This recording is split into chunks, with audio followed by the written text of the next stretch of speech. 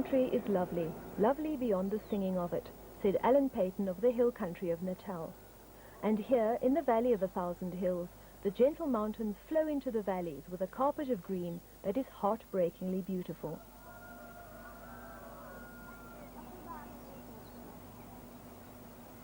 This is almost like the land that time forgot.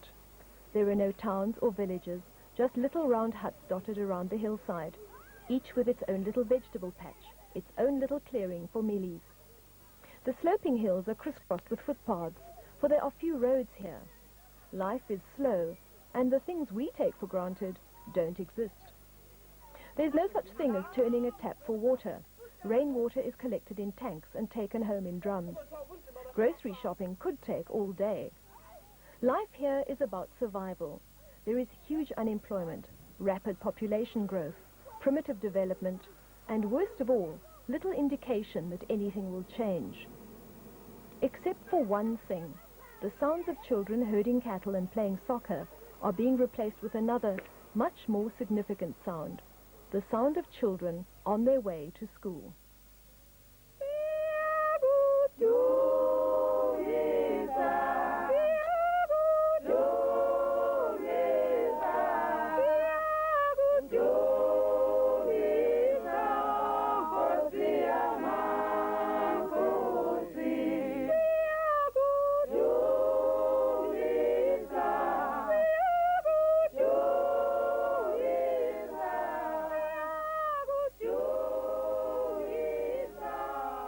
All over the valley of 1,000 hills, schools are being built.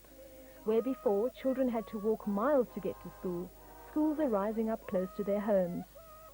Where before children were crammed into tiny rooms with one teacher, now they have spacious classrooms with books and teaching aids. What has made this possible is that private enterprise is supplementing the work of the KwaZulu Department of Education by financing the construction and running of schools throughout the valley. One of these companies is quite unique because instead of just allocating some funds from company profits for this project, the entire company exists solely for this purpose.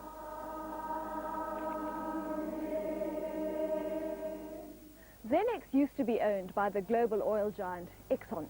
In 1986, Exxon disinvested from South Africa, but they set up a trust in South Africa which owns Zenex. For the last 8 years, all the profits from the sale of petrol have been used to pay off this loan. But now Zenex is a totally South African-owned company, and all the profits from the sale of petrol are going to be directed into educational and training projects. And this means a sum of roughly 15 million rand a year. Zenex works with the Urban Foundation Natal Schools project. The company supplies the funds, the Urban Foundation manages the project. They use local black builders and contractors and involve the local community in the building and maintenance of the school. This has not only created, but has led to a sense of pride. The people feel that the schools belong to them. It has made a vast difference. The parents are so grateful because the children have been walking over 5 kilometers to reach school, particularly the class 1. It's so rainy days and worse in winter when it's cold. Here at the Gwadu Zenex Comprehensive Primary, every morning begins with assembly and hymns. The 750 pupils have a curriculum set by the KwaZulu Department of Education, and the results show how keen the children are to learn. The average pass rate is 68%. The subjects are less academic and more practical because the community needs practical skills. Well, we want them to be trained and to have some skills, particularly on the plumbing, technician, and all the work which they can be skilled and help the community. Okay, so you're hoping that they will actually stay in the community and help build the community? Yes, they will stay here and build the community, even roads. We want surveyors. We want some people who could build some roads and some schools. The hunger for knowledge is quite extraordinary. Before the school was built, children had to cross the river to get to school. Parents had to decide if their children were ready to go to school by whether they were big enough to cross the river safely. The Induna told us that every year they had lost 2 or 3 children to floods.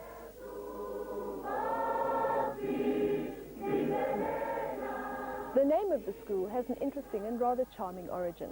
It was named after the local chief, but he was the youngest son of a chief, and having little property and very little stature, he was called Mfugazani, which means person of little consequence.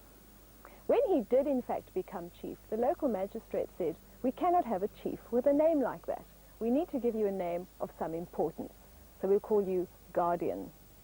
This name was rather new to the local inhabitants, and so it got corrupted to Gwadu, and that is how the chief and the school got their names.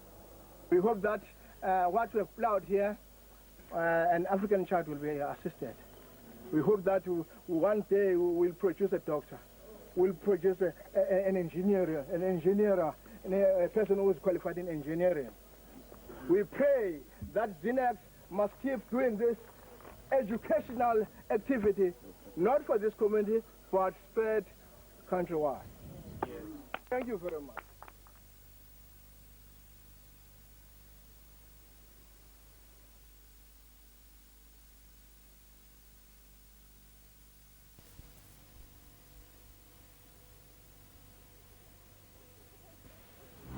This was supposed to be a story about the ordinary people of Thokoza, the men, women and children trying to lead a normal life in the middle of what amounts to a low-intensity civil war.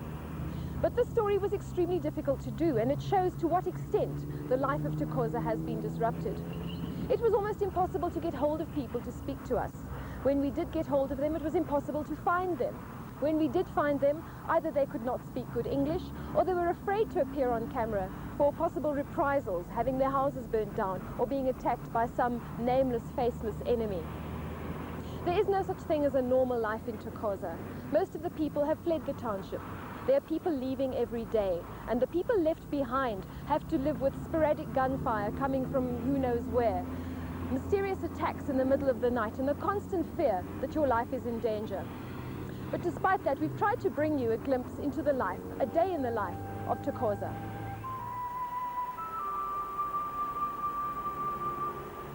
We arrived in the township before dawn. The smoke from cooking fires was chokingly heavy, and people walking towards the buses and taxis appeared out of the smoke like ghosts.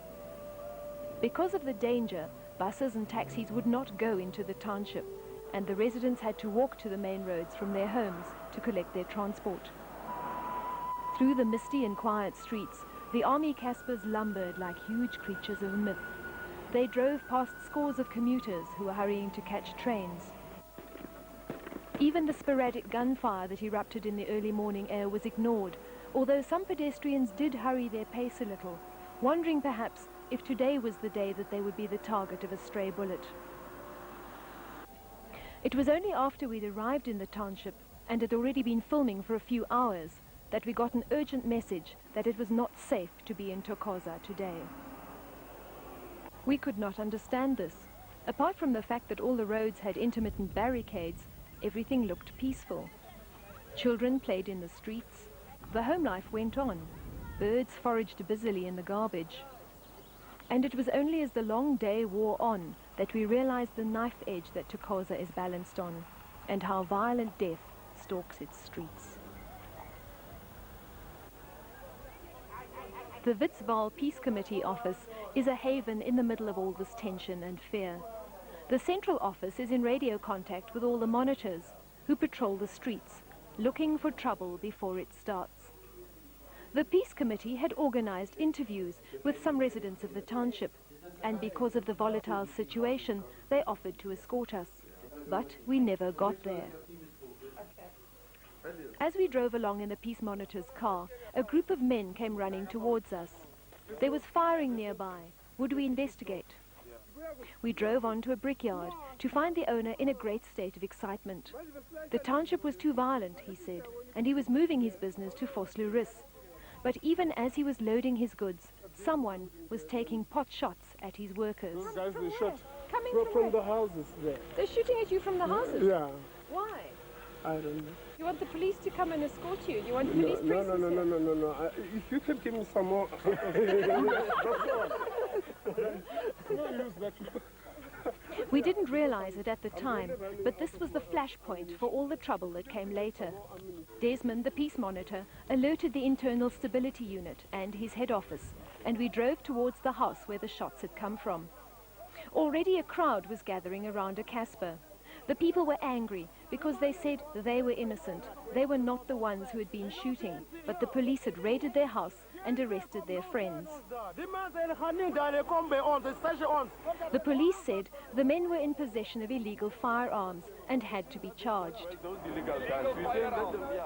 Within minutes, a huge crowd had gathered. They were all inmates from the nearby hostel. But as they milled around the Casper shouting their rage, an ominous crowd was gathering in the distance. These were the enemy, and they were advancing. If the situation was not resolved soon, they would clash.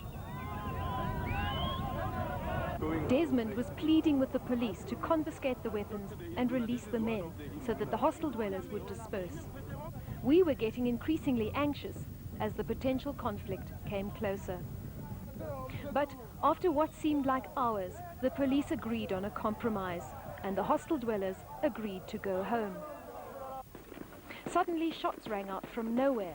The police were on guard immediately, but the troublemakers ran away. By now, people were drifting off, and the situation had been resolved.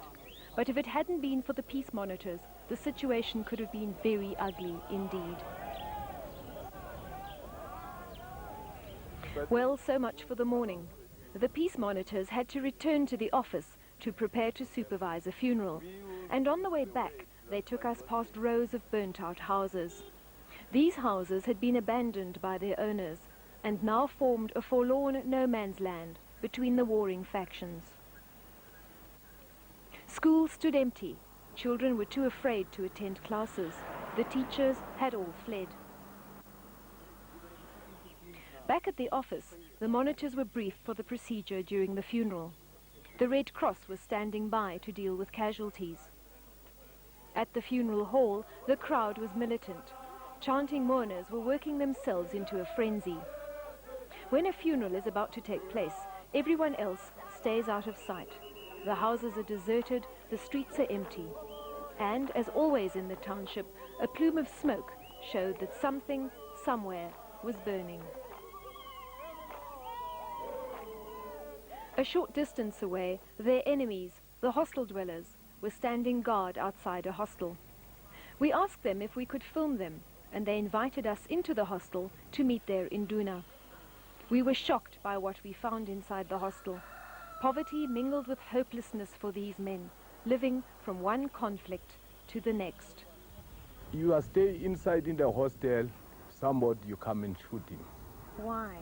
I don't know why. But now, do they try and prevent you from going to work? Yes, because you try to go to work by force.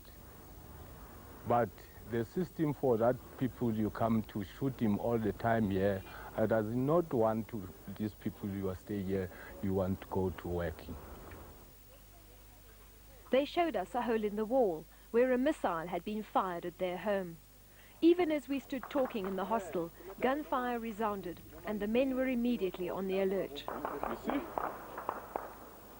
The explosion sounded too far away to be an attack, but we still felt it was not a good idea to stay.